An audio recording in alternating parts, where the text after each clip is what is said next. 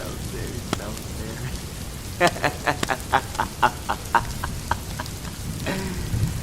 out there.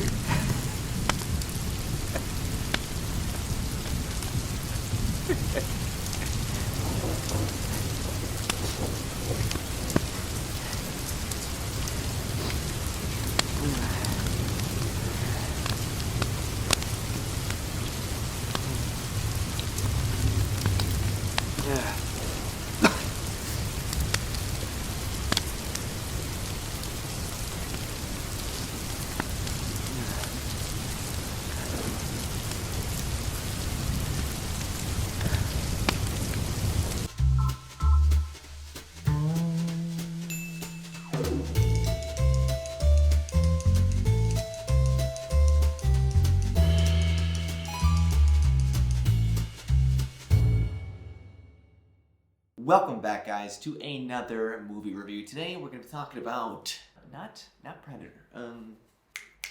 What is what's the name of the film? Prey.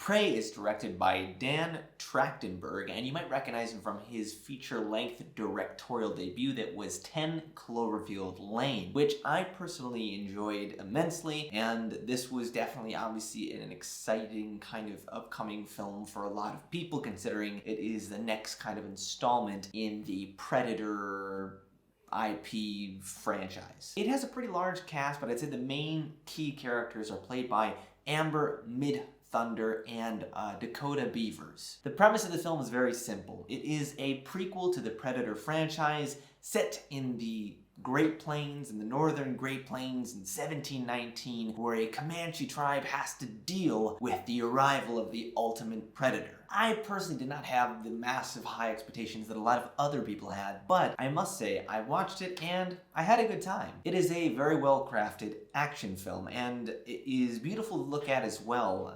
This location scout did a fantastic job picking out locations in, I believe, Calgary, Canada, which apparently were mostly or almost all on reservation land. As I'd mentioned before, it is pretty to look at, and that does include the cinematography, which is actually very pretty to look at for a Predator sequel. The director and crew seemingly did a great job focusing on the native, indigenous, and Comanche spirit, having what seems to be a mostly Native American cast, except for the French frontiersmen that appear in the film, as well as creating a kind of historically accurate context. The story of the film is simple and straight to the point, and it doesn't have, I would say, a lot going beyond the surface. It is a cool and fun Predator movie set in a different era with a likable protagonist who's trying to prove themselves while being set into this precarious situation. This film is very brutal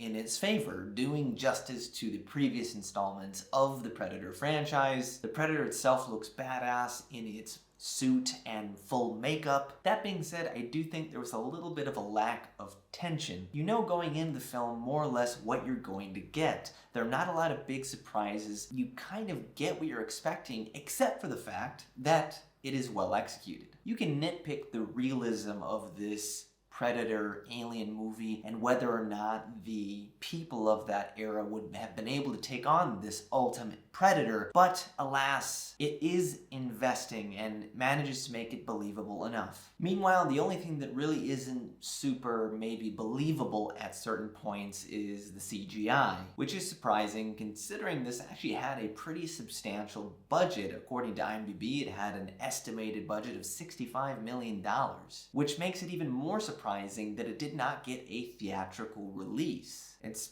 kind of disappointing that it didn't and that it went straight to Hulu. So again, with that budget, the CGI at points is quite noticeable and even sometimes I would say a little distracting up until we get to the point where it is no longer the centerpiece of where the Predator kind of comes into form and we get to enjoy the practicality of the suit. Then it becomes much more pleasant and you don't really necessarily notice that CGI anymore. At the end of the day, it was a lot of fun and pretty much just mindless at heart. It is much better than it had any right to be, and for that reason I commend it. And if you are a Predator fan or you like monster action, gore, what have you, if you are into that, you're probably gonna have a good time. So just don't expect anything super deep from the experience and you'll be just fine. If you are, in fact, looking for something to go beyond the surface and engage you intellectually or hit you a little bit harder emotionally, then I would consider looking elsewhere for your movie night. This all being said, I must say, I did have a fun time watching Prey, and you know what? I think it is a good time and would have even been more amazing if I could have seen it at a cinema, and for that reason, I will give it a 7 out of 10.